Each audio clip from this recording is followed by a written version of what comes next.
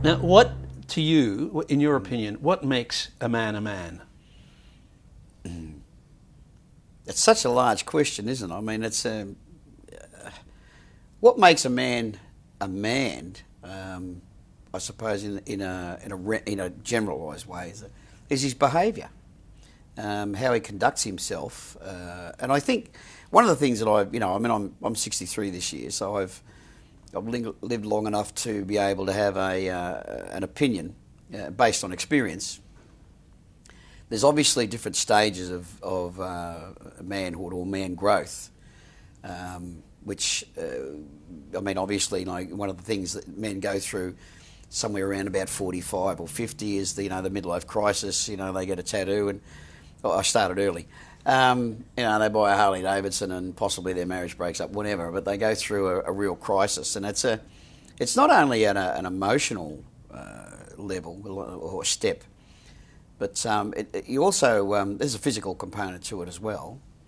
But I think it's around about that time when you really start to question your spirituality. There are differing with men, obviously, that you might question your spirituality when you're very young, and you might, I don't know, decide you're going to be a minister of the church, or you just might become spiritually aware. So it's a very individual thing. But I think overall, it's how you conduct yourself. I mean, as a young man, because I was brought up with that education and in that era, as opposed to today, say, having raised three sons, well, I'm raising, because they're 18, 20 and 22, so my input is ongoing. And I think that there was a great sense of more fair play, I think, when it seemed like a more fair era to grow up in. There was a fairness about it, which I think is lacking today. So it was easy to be, say, more honourable, I think. I don't think my boys are any less honourable. I think they struggle to display that, whereas, because a typical father licence, I'll say to them at 18, I knew what I wanted out of life, or had a fair or good idea, and I was a bit more straight and narrow.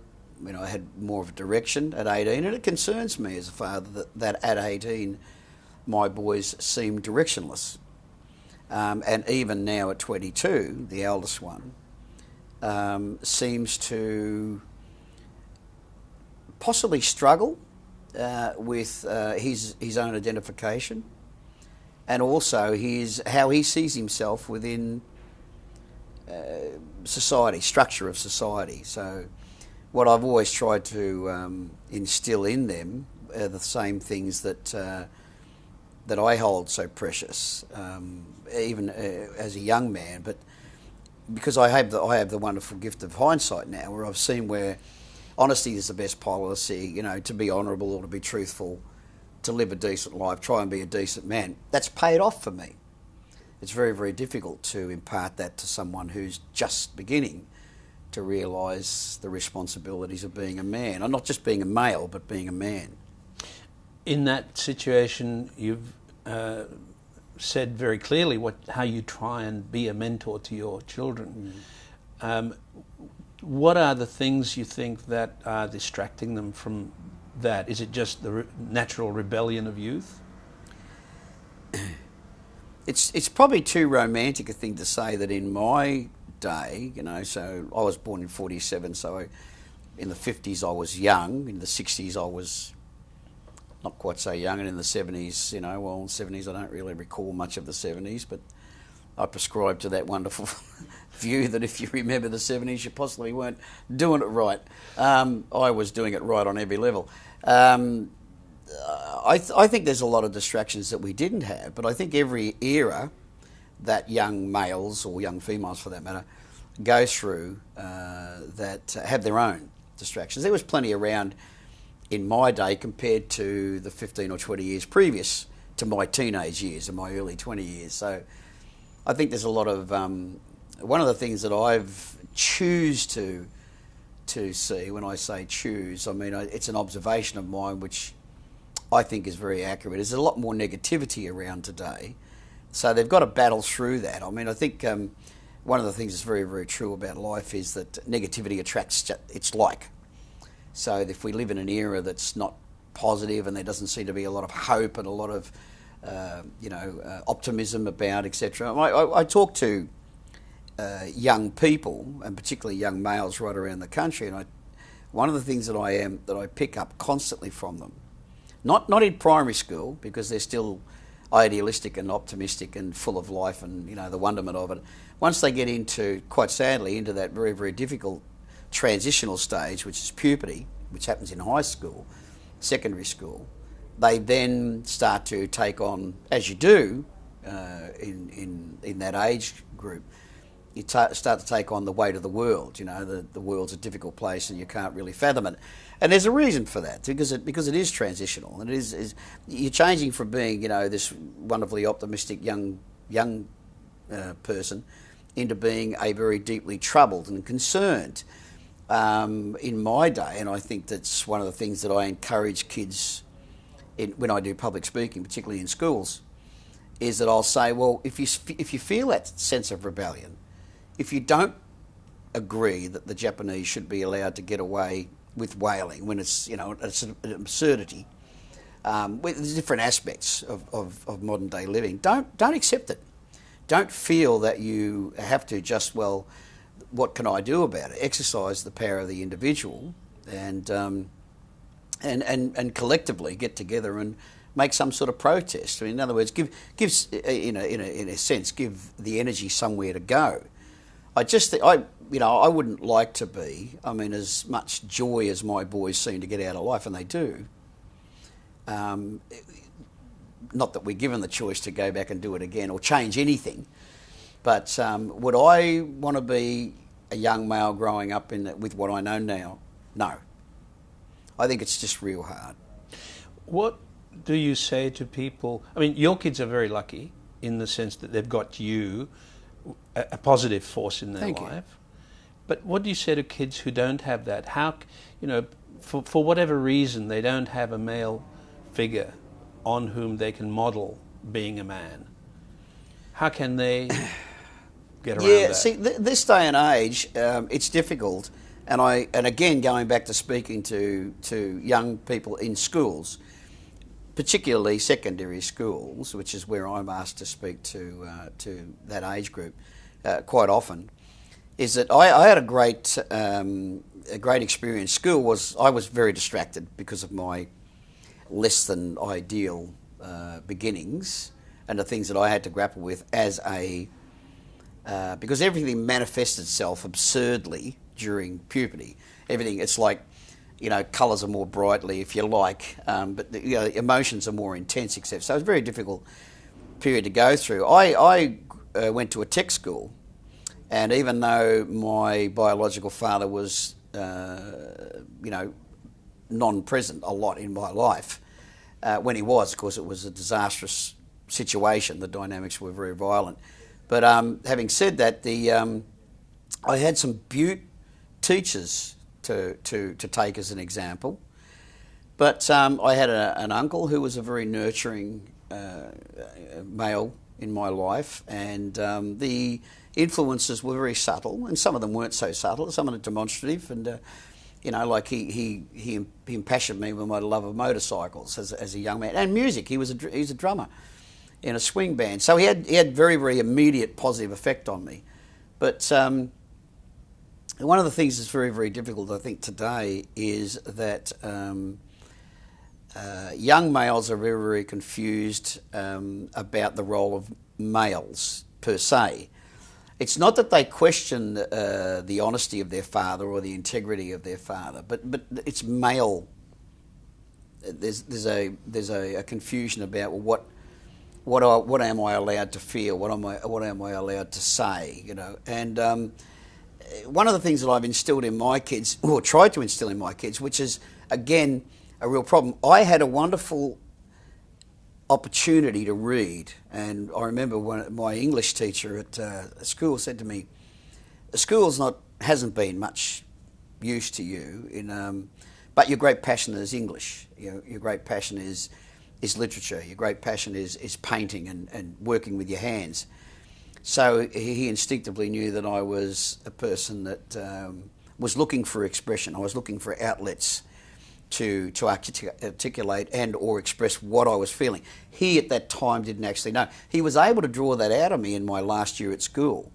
He recognised that there was absences where I'd be very, very depressed and I'd be withdrawing to myself, etc.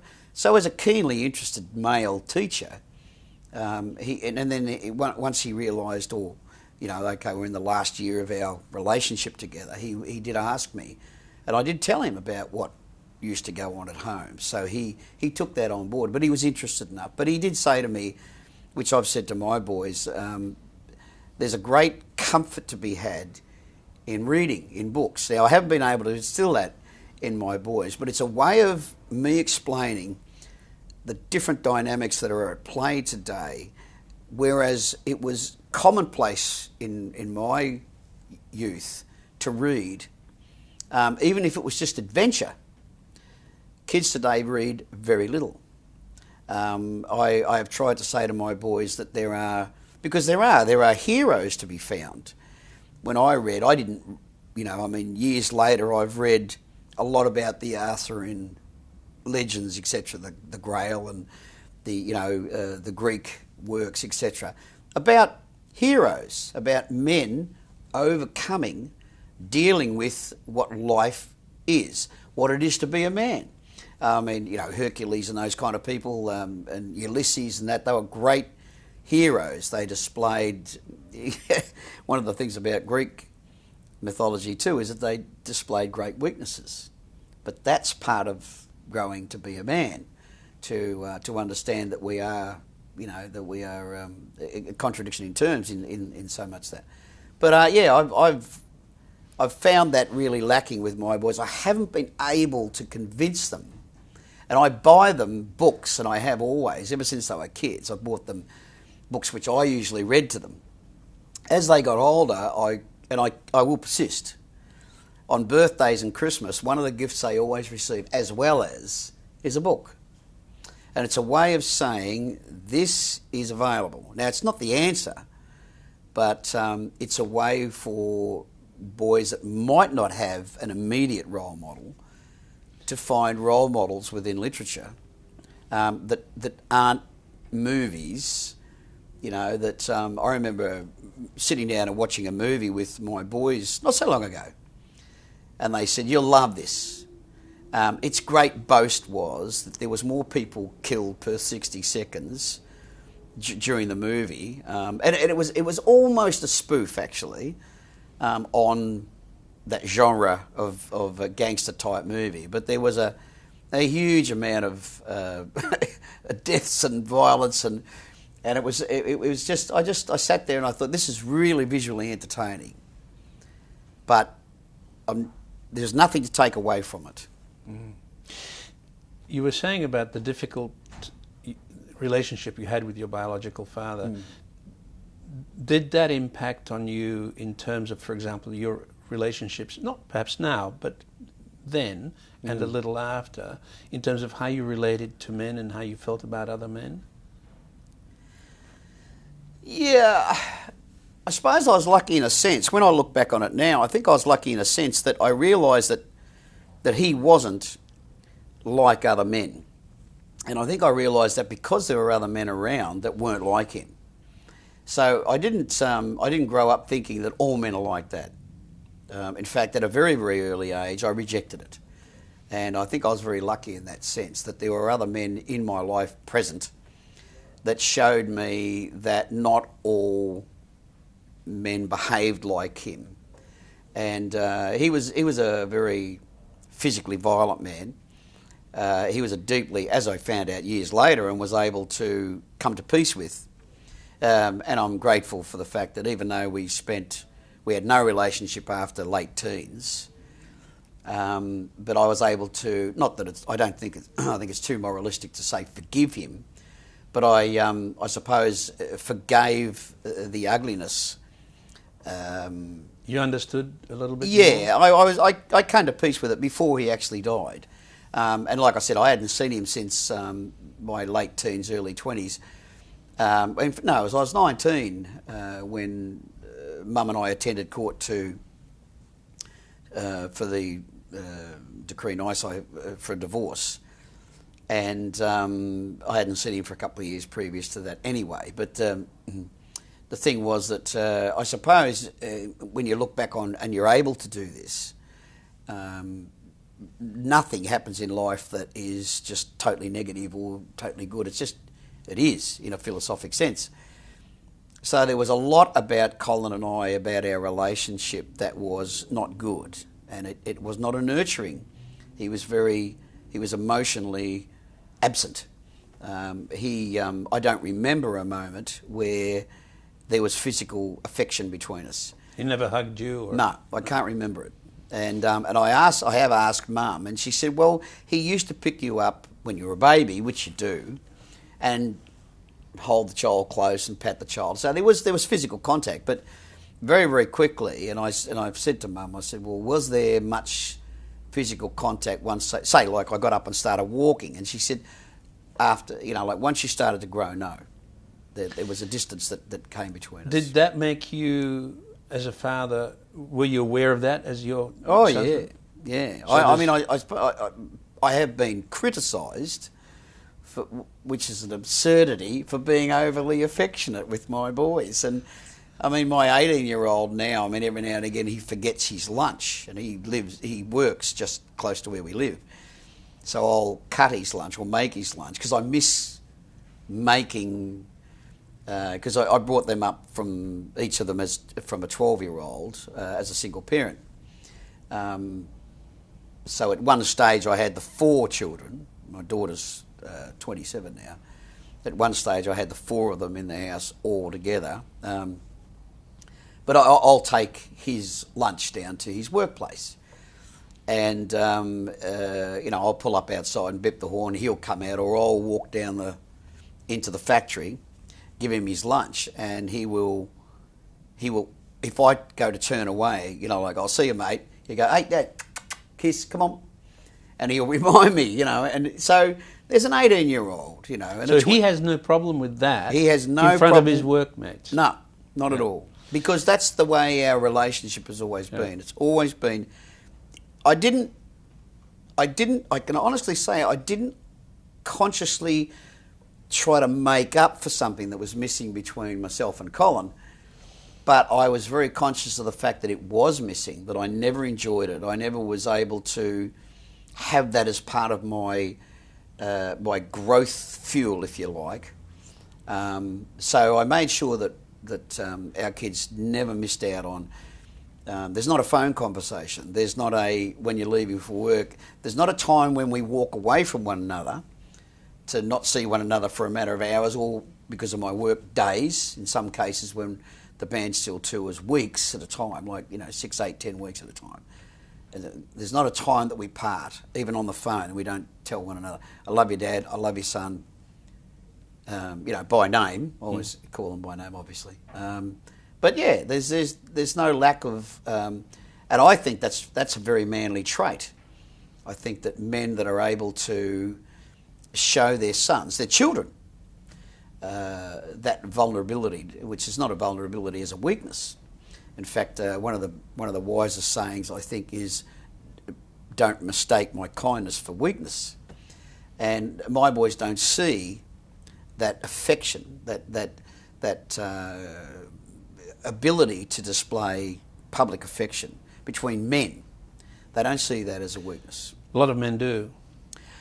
I think they see it as a moment, as a chink in their armour, if you like, and I think that they, within themselves, and I've not met a man yet that doesn't think that it's a weakness, don't be such a wuss, don't be such a, and mean it. I know that men might say that in the company of other men, but in my experience, and like some of my friends are, they go from sort of, when I say friends, acquaintances, I'm fond of saying prime ministers to people I work on building sites with, bikers, men from a broad cross section of life, and I've yet to meet a man that will, say, I think that display is a weakness and mean it. Men not cry out for, but do look for the opportunity where they are able to, in the right circumstances, show that they're just as vulnerable, if you like, or they're just as in touch with their emotional being as women. Well, there's only the two of us. I mean, there's only men and women. So, that cliche about the sisters are able to display their affections or their emotions a lot more. Yes, they are able to. We've created a society that allows women to express themselves, whereas we have created a society that inhibits men. And in just the same as during the 60s and 70s, we were not forced to, but we were encouraged to liberate, so to speak, women from certain roles, which gave them the opportunity to manifest themselves or, how they were. In other words, listen to all opinion that is woman, rightfully so. Now it's time to do that with males. And I've just read in recent years, the last 10, 12, 15 years, I've been reading a succession of works predominantly written by women, saying we have got to have a balanced society. We've got to liberate men. We've got to get men getting back to being okay to be men. And of course, in a physical manifestation, say just an example is, why aren't there more men teaching primary school children? It's just one example of where the imbalances come in.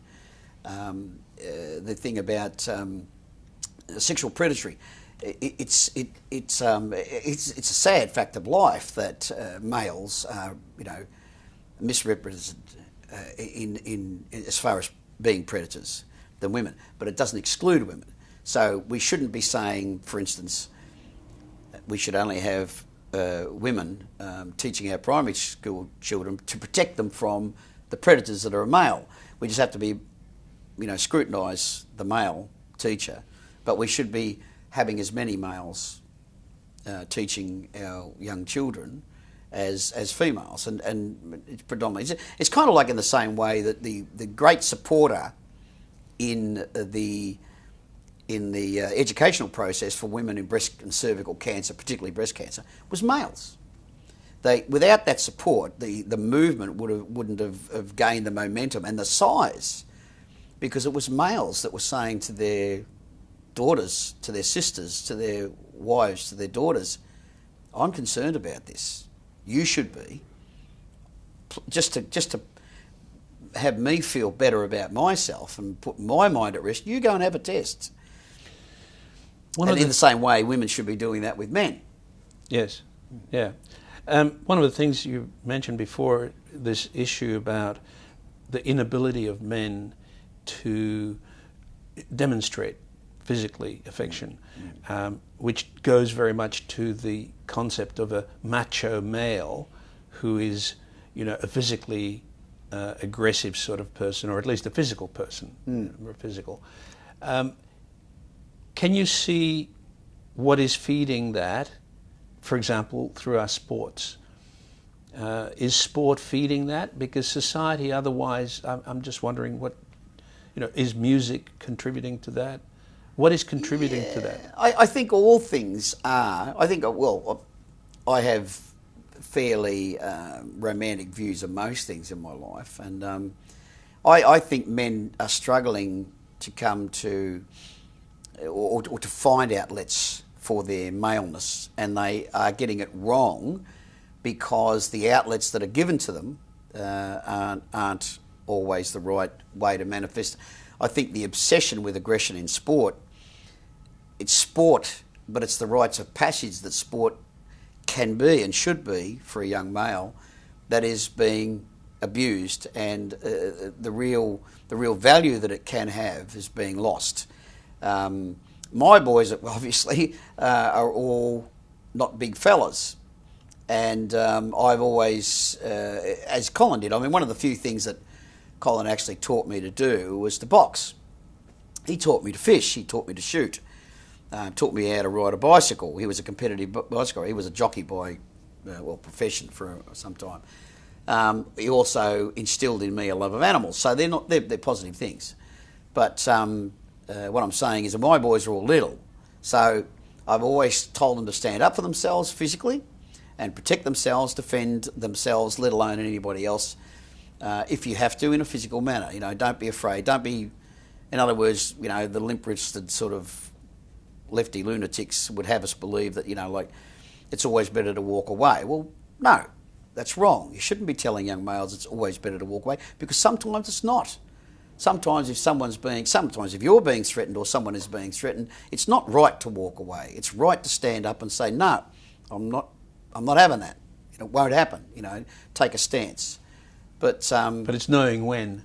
It's knowing when. It's balance, and it's good judgment, which is another thing too about. See, the other thing too, like one of the positive aspects going back to sport, and I've assisted coaches. You know, I've been one of those dads that'll go to practice and you know, hold the pads and, you know, help the kids. You know, like help him nurture these things in kids.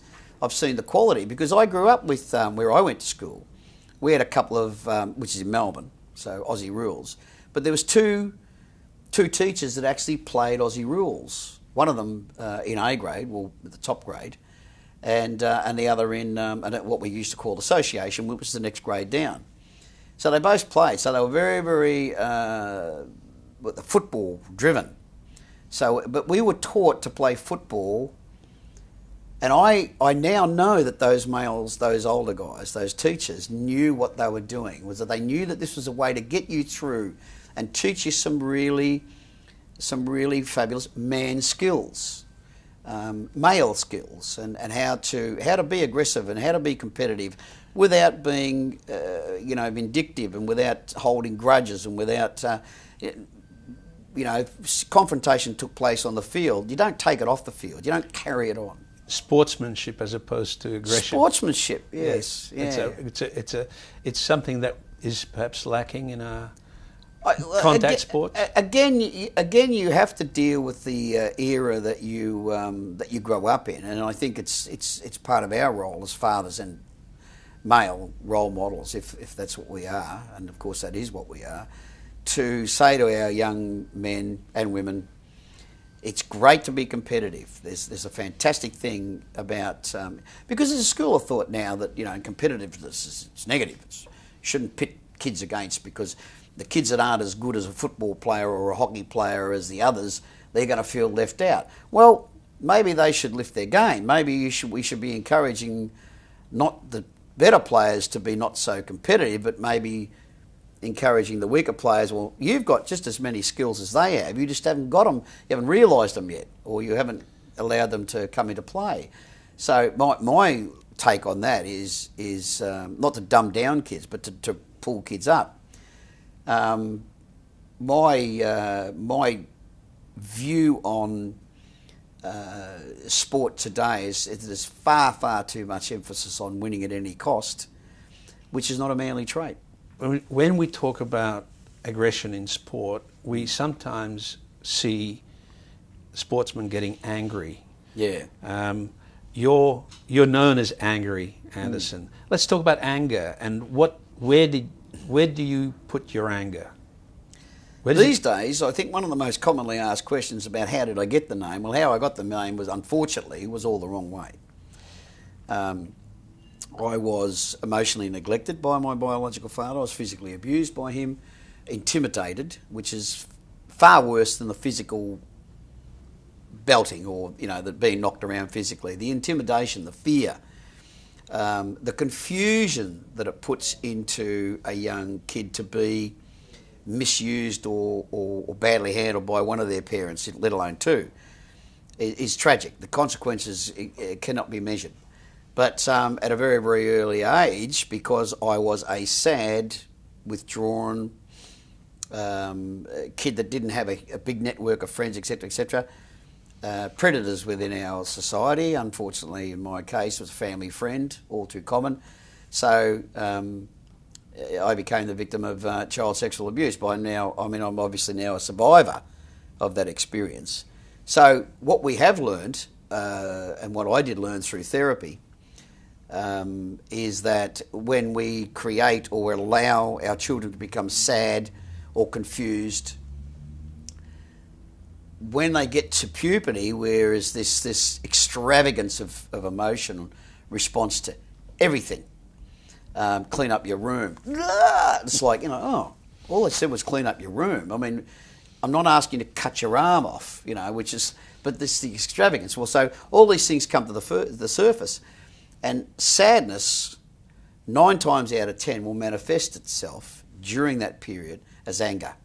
So I went from being very withdrawn, seemingly amiable. I mean, there was times when I bounced from being very, very withdrawn within myself, and at the other time I manifested myself as like the clown, which is very, very common. But when you get to puberty and you start to get muscles, it's a physical way of manifesting that you are starting to muscle up inside as well. So that frustration and sadness that you felt all those years becomes anger, because all of a sudden you're given another way, plus the fact that I was nurtured by a violent person who showed me by his own way of living was that the way that you confront everything in life, being a little person, a little male, is you are more angry than they are, you are more aggressive than they are. So that came out, those seeds that were planted at a very early age, which you never saw right through until mid-teens with me, mid to late teens, and it really came out and manifested itself in a very violent, angry way. So I hence got the nickname Angry. It's difficult for a parent to do this. I've prescribed to this myself. Allow your children to experience all their emotions, because a full and rich soul being is a person that is able to express all. In other words, just because I was brought up by a violent father and it had a negative impact on me, was I going to protect my kids from that? No.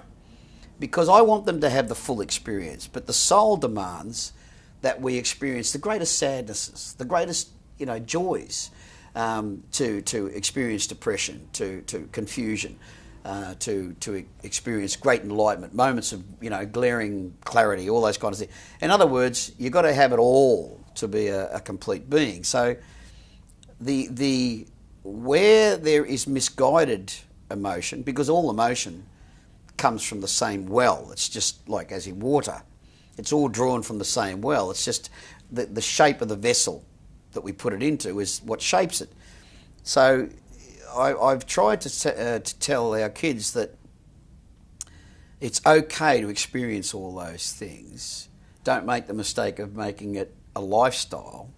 I mean, for too many years, I made a lifestyle because I was encouraged to, and because I had a weakness of character that allowed me to, I suppose, take advantage of the situation.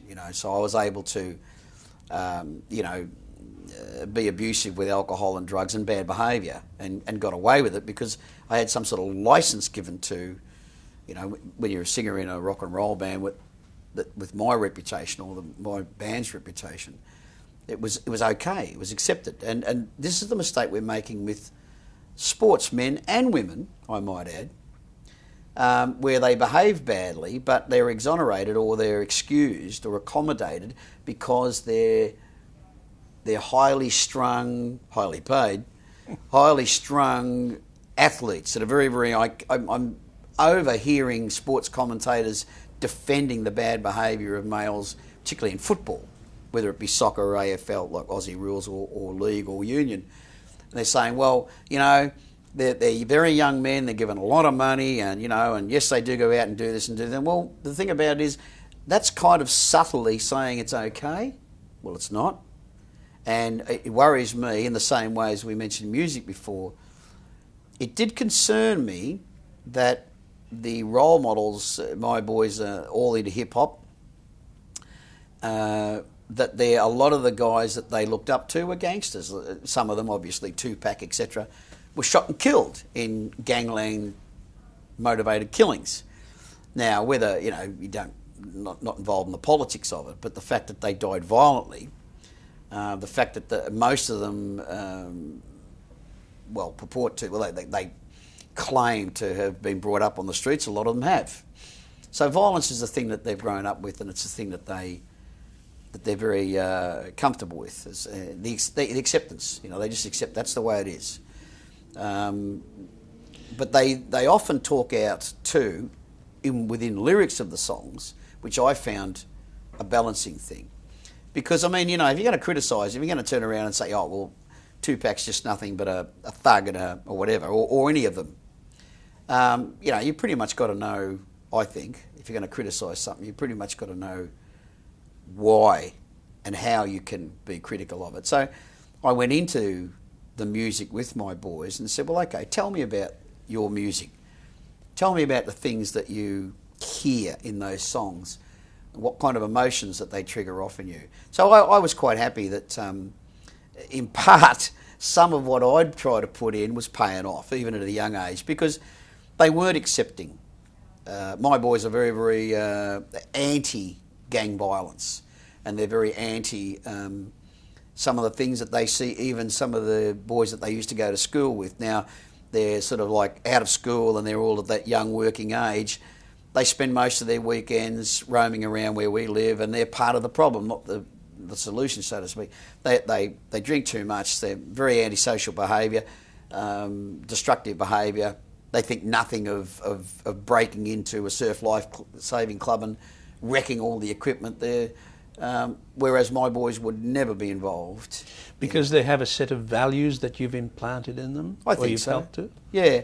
Not just because I've put them in or sown the seeds, is that they're smart enough, and I'll take credit for this, that they're smart enough to, at a very early age, because they have had education, not just from me but from other males around me and around them, that they're smart enough to work out what's right and wrong. And I'm very happy to say, I'm very proud to say, and I have told them this in front of their mates, and I said, that they aren't involved in gang violence. They've only ever used their physical capabilities, because the three of them are fairly physical capable. I haven't nurtured thugs, but I've helped nurture boys that are rapidly growing into young men, that are very, very, as sure as I am encouraged by their own masculinity. What worries me, of course, is that thing I talked about before about their confusion. I think at 18, 20 and 22, I would like them to be a little bit more focused and have more direction. But that, I have to accept, is nothing that I can really control. I've tried to, give them those, it's, look for an apprenticeship, or try and get some idea, or even if you change your mind 10 years later or 5 years later, but try and get some sort of focus in your life where you've got a direction. It worries me that so many young people today, particularly young males, because three of my 4 children are males, seem to lack that drive, which I would like in the, if you want the perfect world for your kids. So as a parent, I'd like them to have that. We've talked a lot about your male relationships.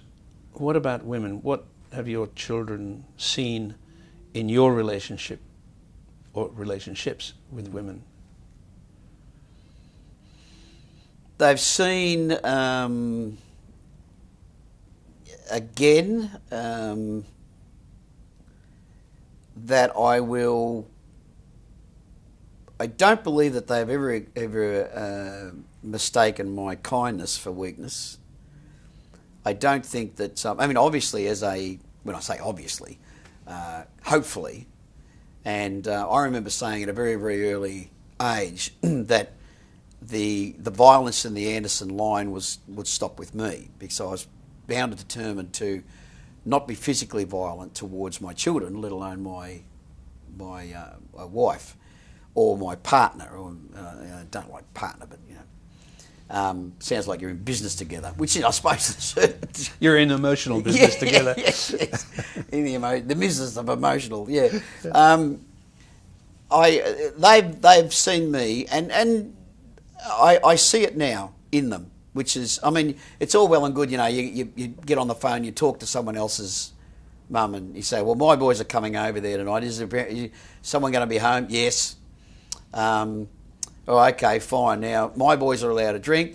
They can have 2 or 3 beers. You know, if they start getting a bit foolish, I want you to, you know, pull them up or ring me. I'll come and get them. Yes, yes, yes, yes, yes. Oh, by the way, Mr. Anderson, you know, your boys, they just are the most polite. They always call my husband, you know, Mr. Turner, and they call me Mrs. Turner. And I said, well, you know, if you want them to call you by your, invite them to. But until then, they'll call you Mr. and Mrs. because you're adults, etc. And they're beautifully mounted boys, and you know they've got a lot of respect for, you know, my daughter. My daughter has told me, and this is a real story. I'm not making this up. My daughter has told me that at school, you know, she was having some difficulty with a couple of other girls, and there was a couple of boys that were in supportive of these girls, and she was finding it difficult to deal with. She said, you know, she happened to mention it to the Anderson boys, as they were known, because the 3 of them were at high school together, obviously. And the Anderson boys sorted it out. They made it known that, you know, they were protective of this particular girl, and as long as she got a fair go, that was fine. But if she started to feel intimidated, you know, they were going to sort things out.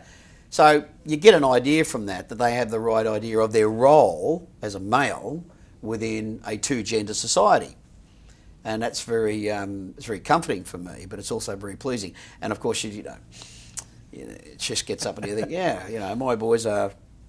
What about your relationship with women now? How do you relate to them? Not very well. I'm as mesmerised as I am fascinated, as I am perplexed. I accept that as a condition of the 2-gender party. You know, like it's like the two Liberals and Labor. You've got to have 2 parties diametrically opposed so wonderfully. But that's the natural design. You were married for quite a while. I was married for 17 years, and I'm in a wonderful relationship with an amazing woman now, I'm very fond of saying that she drives me nuts. I mean, she really, really stretches me. It's not like the other relationship, and it's not. That's not to say that the other relationship, it had some wonderful moments. I mean, produced 4 beautiful children, and do I regret a moment of it? No. Did it end up badly? Yes. Did it end up, you know, not as we planned? Of course, it ended up not. We got together optimistically. We got together with, you know, hope and dreams of the future. Part of the reality of living, part of becoming a man and or a woman, is to realise that life's not meant to be perfect, and it can't be. And if someone's married for 50 years, and I've met people that have been blissfully happy, and they still hold hands, and they're, you know, she's 78 and he's, you know, 86. My mum and dad, my stepfather, who's just the most wonderful bloke in the world, and this is a great romantic story, but we actually grew up in the same street together. I went to school with his kids. He was married to a lady with a lot of problems. My mum was married to a man with a lot of problems. Years later, wonderfully, thank you, the divine brought them together, and they've been married for close on 40 years now. And 40 years. He is he's a wonderful man in the respects. I mean, he's made up for whatever. He's been the dressing on the wound. Yes, yeah. He's a bloke. He's a man. He's a very quiet sort of a bloke. But he's the kind of man that you would wish your mother was married to. Mm. You know, I couldn't want for a better dad, but I couldn't want for a better husband for my mum. So your mother was a kind of the essential, the female that in your life early on, and is she still on a pedestal? And that you compare all women to her? Absolutely, without any embarrassment or there's two women that are that are instructive in any. Well, there can be 3, 4 or more, but there's definitely two, and I've written about this. I'm writing a book, and it's a bit of an ongoing story, but there's two women that are absolutely pivotal in a man's life, and I, in my experience, of course, her mother was, but in a completely different way. But my mother and my daughter. My mother gave me most of what I have been able to use to become a better person, so therefore a better man. My daughter was the pivotal point. When people say to me, one of the 3 most asked questions of myself is like, well, when did it change for you? Well, of course change comes on gradually, so I was ready for change. I was at the height of my bad behaviour, if you like, in the early 80s. In 83, Roxanne arrived, and I came back from touring overseas, and there was this, as I did romantically write in the book and a lyric, when I left we were 2, when I came back we were 3. So there's this brand new human being, this brand new person to deal with. And that was the pivotal, that was the point that I needed. And I was convinced. I mean, I made a vow the first time I saw her, which still gives me the greatest sense of joy to this day, that she would not grow up with a father that was less than perfect. Well, but you wish that for your kids. You can't deliver it. But I mean, you can get as close as you can possibly get. So those two women were so fundamentally instructive. And I have learnt a lot about being a man from being a father to my daughter.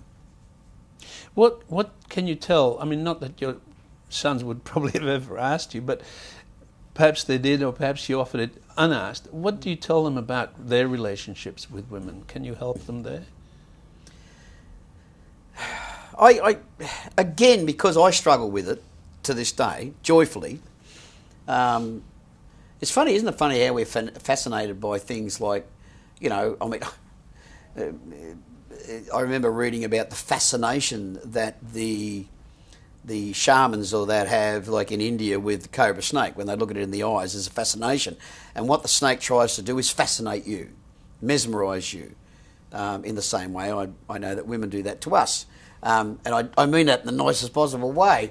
It's kind of being fascinated by things that we don't understand. And but the things that I think a male can and should, particularly with my boys, what I've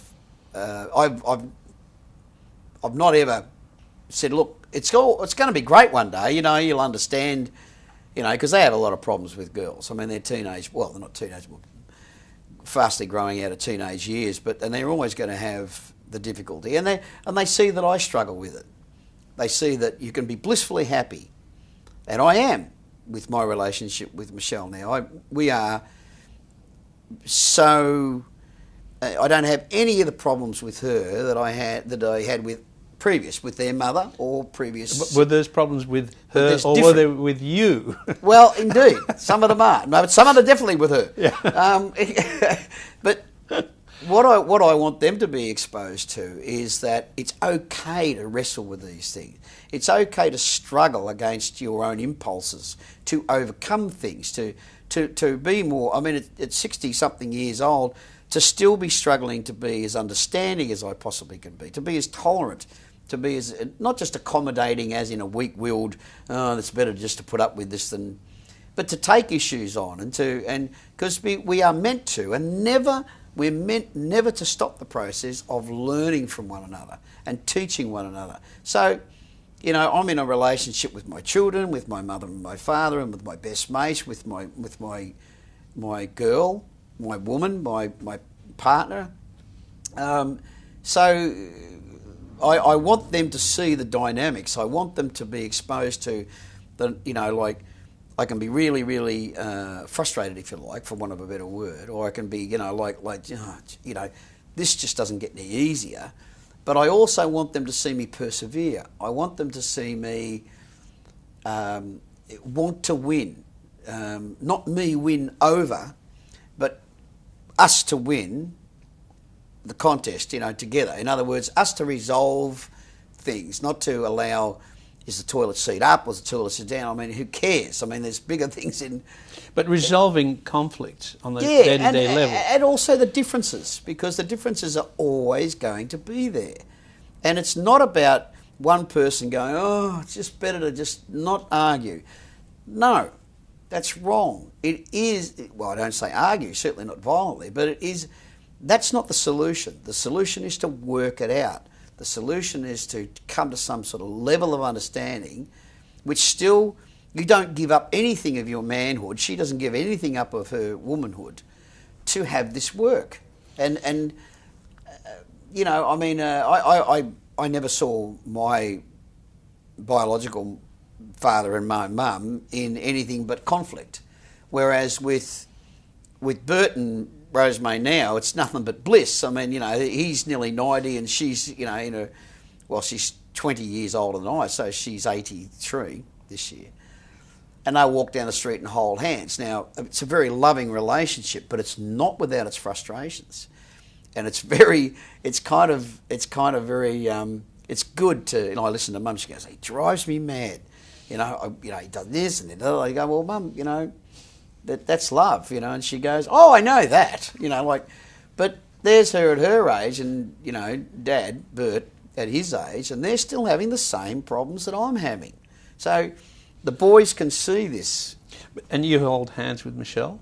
Oh, yeah. And you express, your feelings always, yeah. physically to each other? All the time. So the boys see that? Yep. And, Yeah.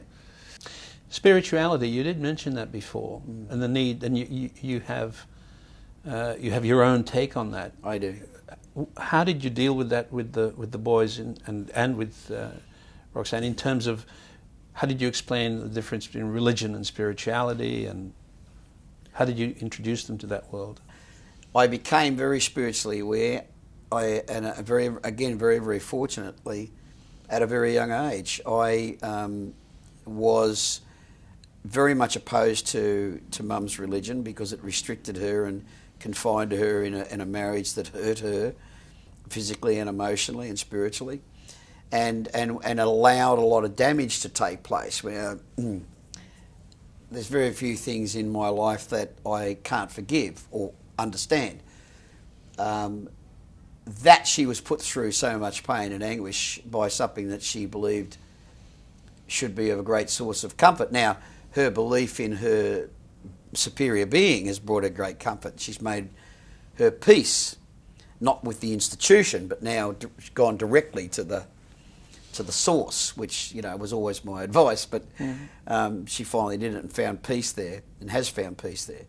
But with my kids, they've always known me as a person that was very comfortable with their own emotions, very comfortable with my emotional manifestation. They've seen me being very angry, they've seen me being very loving, they've seen me display, I suppose, what I hide from not anyone anymore. I'm not afraid of my own emotions or expressing myself as a person. You said they see the whole range of your emotions, including anger. What makes you angry, and what do you do about it now? Unfortunately for them, when they were younger, and this is something I do regret. Only when I say in part, it's kind of say, well, I regret this. I don't regret. I regret that it was necessary, I suppose. But they saw me when they were very young. I was in transition too. So particularly Roxy and Galen did see a side of me which was the old, and so there were still vestiges of it. There were still traces of it there. So they would see me lose my temper. They would see firsthand me become very, very angry about certain things. Fortunately, they weren't the recipients of that on more than one or two occasions, or witnessed as in part of the immediate situation. Gratefully, it never was ever directed at their mother, and never really there was no ongoing abuse of them as people. There was just blow-ups where, you know, they'd see me quite ugly state. So, but I suppose one of the things I suppose that's they've seen come about is me rationalise, I suppose, the anger, because as I've said to them, it'll always be there. It's like depression. You know, as a kid, I was a massive depressive, but I'm no longer. You know, when you go through therapy, I remember the particular bloke who allowed me to see sense of it. He said, "Well, give it a name. Give it a name and give it a shape, give it a size. You know, like, what do you think it looks like?" And I said, "Well, it looks like a dragon." I was able to give depression a face and a shape and a smell, and able to, instead of being running away from it all the time, to stop and turn around and face it. Well, you know, as soon as you confront something, it's no longer as scary, which I've tried to tell my boys, let alone my daughter as well, that's it's okay to be afraid as long as you don't make a lifestyle out of it, you know, and you don't, as long as you you're not a victim, you're a survivor. And I was a victim of depression, etc., because of my abuses as a kid. Then I became a survivor, so I got on top of it. I was able to better it, if you like, or at least come to terms with it. But my anger is over the ignorance and the stupidity that causes other people suffering. So you're still angry? Absolutely. Thank you very much.